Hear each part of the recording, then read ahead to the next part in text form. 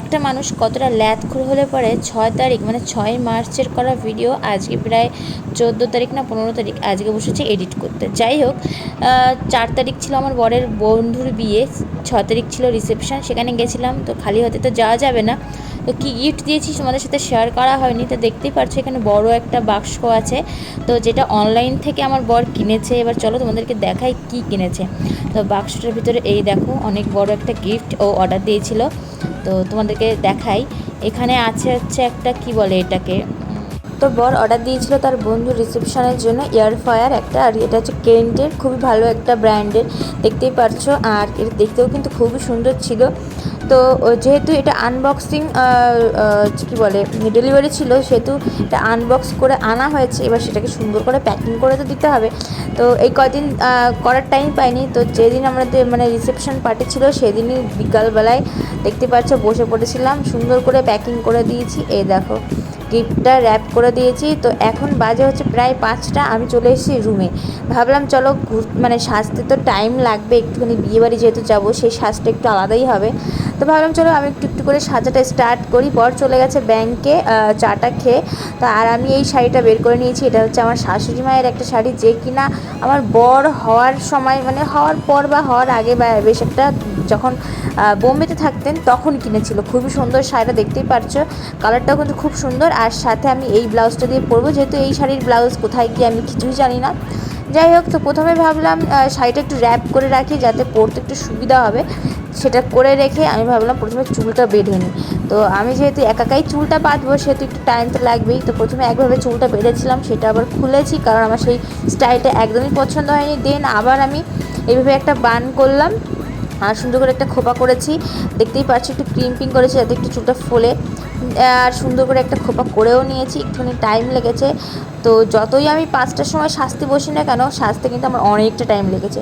এদিকে আমার খোপাটা কমপ্লিট করে দেখো আমি শাড়িটাও পরে নিয়েছি সুন্দর করে, আর আমাকে কেমন লাগছে আপাতত।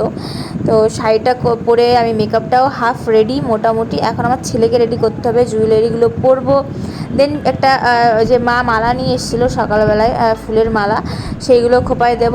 তো দেখতেই পারছো আমি একদমই রেডি। এখন হচ্ছে ছেলেকে রেডি করাবো, রেডি করিয়ে এই যে বেরিয়েও পড়েছি। আর আমার বর ব্যাংকটা বন্ধ করে দিয়েছে, আমাদের গাড়ি চলে এসেছে। এখন হচ্ছে মায়ের জন্য দাঁড়িয়েছিলাম বাইরে, মা আসছে, দেন আমরা গাড়ি করে বেরোবো। আমাদের অনেকটা লেট হয়ে গেছিলো, যেহেতু ব্যাংকের কাজ টাজ করে কমপ্লিট করে গুছিয়ে টুছিয়ে তারপর আমরা যাচ্ছি। প্রায় আমাদের বাড়ির থেকে বেরোতে বেরোতেই 9টা বেজে গেছিলো, আর ওখানে যেতে যেতে 10টা বেজে গেছে। মানে আমরা যখন গাড়িতে উঠেছি প্রায় 9:30 বাজতে যায়। আর তারপরে আবার কি হয়েছে ওই দিনকার না রাস্তায় এত পরিমাণে জ্যাম ছিল কি বলবো।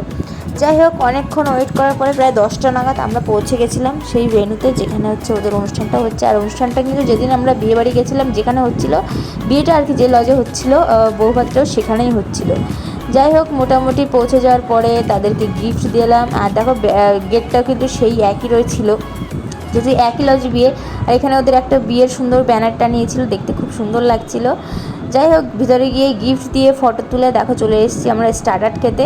তো প্রথমেই এই যে আমার বর নিয়ে এসে দিল পকোড়া, সেটাই খাচ্ছিলাম। ওর কী বেশি একটা বলছিল আমি জানি না। এদিকে আমার ছেলে তো পাগল হয়ে গেছে আইসক্রিম দেখে, আইসক্রিম খেয়েই যাচ্ছে আইসক্রিম আর মকটেল কত যে ভরে ভরে খেয়েছে তার ঠিক নেই। যাই হোক, পকোড়াটা খুব সুন্দর ছিল। আর এদিকে একজন স্পেশাল মানুষ এসেছিল, সে হচ্ছে দুর্নিবার, যারা যারা চেনো গান করে। আর দেখো পিছনে ব্যাকগ্রাউন্ডে কিন্তু ওদের স্ক্রিনে মানে বড় স্ক্রিনে সুন্দর প্রি ওয়েডিংয়ের ভিডিও চলছে। আর এখানে দেখো ফটোশ্যুট চলছে দুজনে।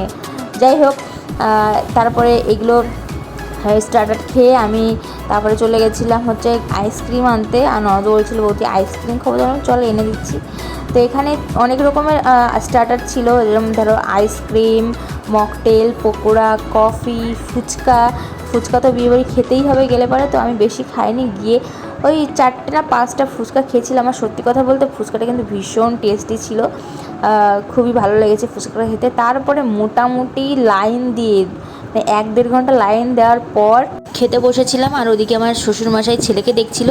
তারপরে প্রায় 12:30টার বেশি বাজে, তারপরে সেখান থেকে বেরিয়ে আমি একটু আইসক্রিম নিয়ে এখন খেতে খেতে বাড়ির দিকে যাব। তো আইসক্রিম খেতে খেতে বাড়ি যেতে যেতে আমাদের মোটামুটি 1টা বেজে গেছে, দেখতেই পারছো 12:54 বাজে। এখন আমি এইসব খুলবো, মানে নিজে ফ্রেশ হবো, তারপর আমার ছেলেকে কিছু খাওয়ানো হয়নি, ওকে আমি এসে আবার একটুখানি খিচুড়ি গরম করে খাইয়েছি, যদিও বা হাবিজাবি খেয়েছে, দেখতেই পাচ্ছ ও ঘুমিয়ে গেছিলো, এসে আবার উঠে গেছে। তো এই ছিল আমাদের ব্যস্ততম রিসেপশনের যাওয়া আসার ভিডিও। তোমাদের কেমন লাগলো অবশ্যই জানিও। বিয়েবাড়ি যেতে ভালো লাগে, কিন্তু আসার পরে এই যে ঝামেলা গোছানো ভালো লাগে না।